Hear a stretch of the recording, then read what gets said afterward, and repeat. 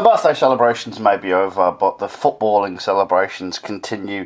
This is the Beer Maps World Cup podcast day number 7. We have done a full week. We have gone through all the groups, and now we're getting to the stage where teams are either confirming their place in the next round or teams are being denied a place in the next round. And one quick one, actually, for the idea that I was so deep in revelation and commiseration, the idea that yesterday thinking Egypt were officially out, when it turns out there was actually a small chance of them getting through, but that chance was very quickly put to bed later on. We'll get to that, but first up, the very first game of the day, Group B, Portugal, Morocco, the first official team to be knocked out, and already the talk is going round of, are they perhaps the best ever team that may end up with 0 points? Because very similar sort of pattern to the first game against Iran, except in this instance it wasn't necessarily a late goal that did Morocco, it was a very early goal. And I've got to say, I've seen some bold strategies in football in my time, but from a defensive perspective, deciding not to mark Cristiano Ronaldo at any time, let alone the form he's in right now, is particularly impressive. So, as far as Morocco are concerned, it's going to be... They fall into a trap that a lot of teams fall into, and I'm going to try and not talk to them as if they're a League Two side or a side that's basically not earned the right to be at this stage, because a lot of what is said in this instance, especially around these circumstances whereby it's like fine margins that have cost Morocco a real shot at getting further on in this tournament.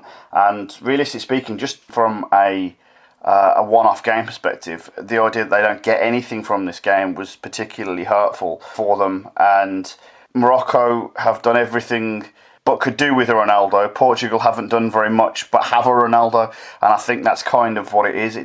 At this level, it comes down to... I don't even want to say the idea that like you have one world-class player and the other team doesn't, and that's all there is to it. But in a very similar sort of sense of, they did a lot of things right against Iran and fell at the last hurdle, and they did a lot of things right against Portugal and fell behind early and weren't able to bridge that gap. It's just that ability to go from a 7 out of 10 kind of performance to an 8 or a 9 out of 10 performance, and what you do to bridge that gap, whether it's one individual who can do it on his own or whether it's collectively. And I do think we haven't seen the last of this Morocco side. Ziyech, he's got another one to go. Obviously, there will be some changes between now and 2022, but we'll see what happens with them, and there'll be Africa Cup of Nations and other chances for them to sort of regroup and prove themselves. As for Portugal, it is almost a flip of a coin in the sense of they're getting over the line by any means necessary, and it reminds me very much of Mourinho's Man United. And I've heard the comparison to Real Madrid, not necessarily getting the job done on the field in terms of pleasing the eye or doing what you would say is the really good things, because Portugal are giving away chances, let's face it, they just haven't been punished just yet. But the results speak for themselves, point against Spain, 3 against Morocco, in pole position to qualify for the next round. I mean, from that point of view, you would say, yeah, fine.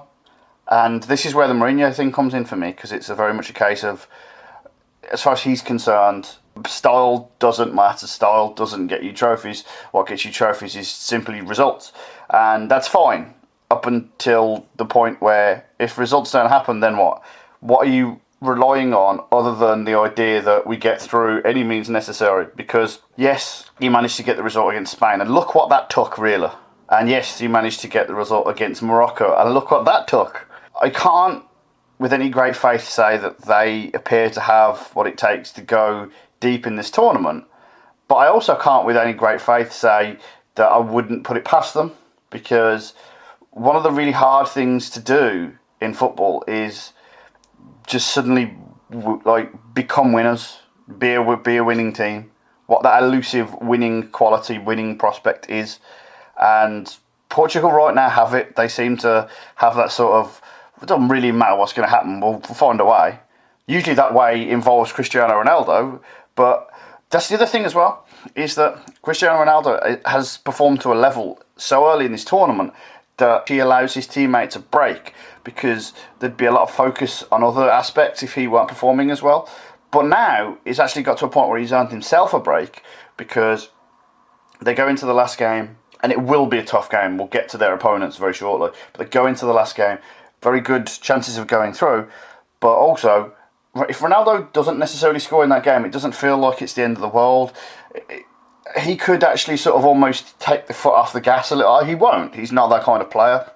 But whereas certain other high-profile players have to show every game, have to show in the next time they play, it feels more like do or die. Whereas with Ronaldo, it's not quite that so much at the moment.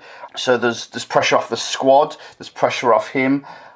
Whether that translates into more of a competent playing style, I'm not sure. I'm not sure if that's the kind of way they want to play. Portugal have actually had success with this sort of almost rope-a-dope tactics, so we'll see how far they can go with that. And as I say, wouldn't put it past them to go very far, but you can't really see it right now. Moving on then, so the second game of the day, Uruguay 1, Saudi Arabia 0. Officially confirmed which two teams will go through. We don't know in what order, Uruguay and Russia. And officially confirmed Saudi Arabia and Egypt are eliminated from the tournament. Again, if you're going to use lazy comparisons, the domestic comparison to Atletico Madrid has been said quite a few times. And you're talking about stylistically, you're talking about a side that can only get so far playing the way they are playing right now in Portugal. Uruguay are that times a million. There's no way you can watch this Uruguay side with the talent that it has. It's not like there's one focal point for Uruguay, there's two. And they do have, I'm not comparing the two squads, and they might actually end up playing each other in the second round, but at least from Portugal you've seen flashes. Uruguay, you have not seen flashes. Yeah, they've won 1-0 and they've done it both games, and it is getting the job done to the nth degree. And as far as they're concerned, as from what I've been reading, they do not care about that. Both the squad and the fan base, and it's all about getting the win. And if you're Phil Neville, getting Uruguay to a place where they've never been before and going further than they've ever been before, even though they've won it twice. So some fantastic punditry on display during this World Cup. We're seeing some great displays on the pitch. We're seeing some absolutely fucking shocking displays of it. As far as Saudi Arabia is concerned, you wonder where they go from here, because there are crumbs of a decent performance here.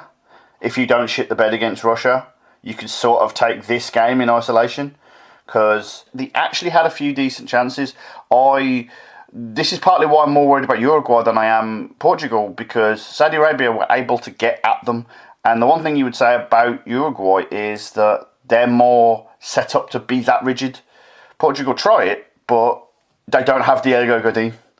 You know what I mean? They're not that through and through 1-0. And so the fact that Saudi Arabia were able to get there, okay, causes for concern. As far as the Saudis go, it is now, they could have got a lot worse group this World Cup. And to say that they had a chance at going through would have been slim at best. But what they wanted to have done, what they will have wanted to have done, is give a better account of themselves. And there's still a chance, actually, if they can pick up points against Egypt. But I think Egypt will be just as desperate to beat them in the last game as Saudis will be to correct the image of them that was put out in the first game. And they've got the Asia Cup coming up in 2019. They're going to have to go deep into that. And you wonder, like, the next time we come around to the World Cup cycle, a few players will be out. I imagine they'll get through the qualifying, but also as well, I don't know if they're going to have as favourable circumstances as they did this time. It wasn't necessarily like they were given an absolute golden ticket through, but I really don't see them getting a group that is as favourable again. So we'll see how they move on from there and what we end up with in 4 years' time. In World Cup cycles, you have, like, with the top teams that go for the win, they have their cycles, and the teams that are just trying to make themselves known and the teams that are just trying to sort of push through. And again, at the risk of being patronising, this was that for Saudi Arabia, and with the opportunity of a not necessarily very fancied Russia side, Uruguay side that was very formidable, but they were always going to be what we saw today, pretty much.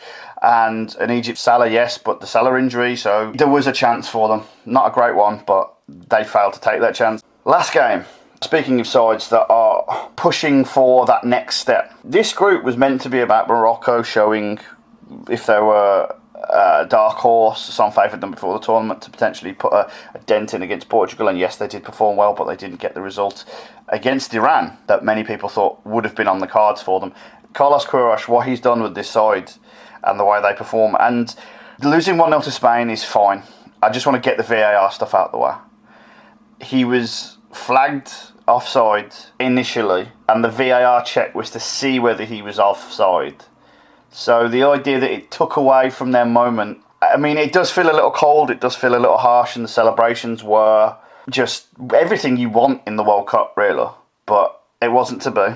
And again, they're coming up now against Portugal, and there is a chance for them to go through here. The only thing for me is you put in that effort against Morocco, you put in that effort again harder against Spain. I wonder what they've got left in the tank. And if they're not it's really hard for them to be at 100% right now, given what they've done. But Cristiano Ronaldo's waiting, and he wants this. He very badly wants this. So that is a fascinating last game to set up this group. And the idea as well right now that Portugal and Spain are separated by 1 and 2 by the amount of yellow cards received. This group is not done yet, and there are a few surprises. One last thing I do want to quickly mention. Absolute massive shout out to the Iran player who went to do the somersault throw and then checked out at the last second. In the last minute, if you're going to pull this out the bag of tricks, with the last minute needing a goal to potentially put you through to the next round, that's one hell of a way to pull it out. It will be on highlight reels for years, and as much as the goal and then the celebrations, which were eventually curtailed, put a smile on everyone's faces, aside from Spain fans obviously, that is a true moment that will stand the test of time of like, oh yeah, I remember that was the World Cup where the guy went for the overhead throw and just didn't do it. This has been the Beer Mat World Cup podcast. I will be back with you again tomorrow with more as this World Cup goes into week 2 and day number 8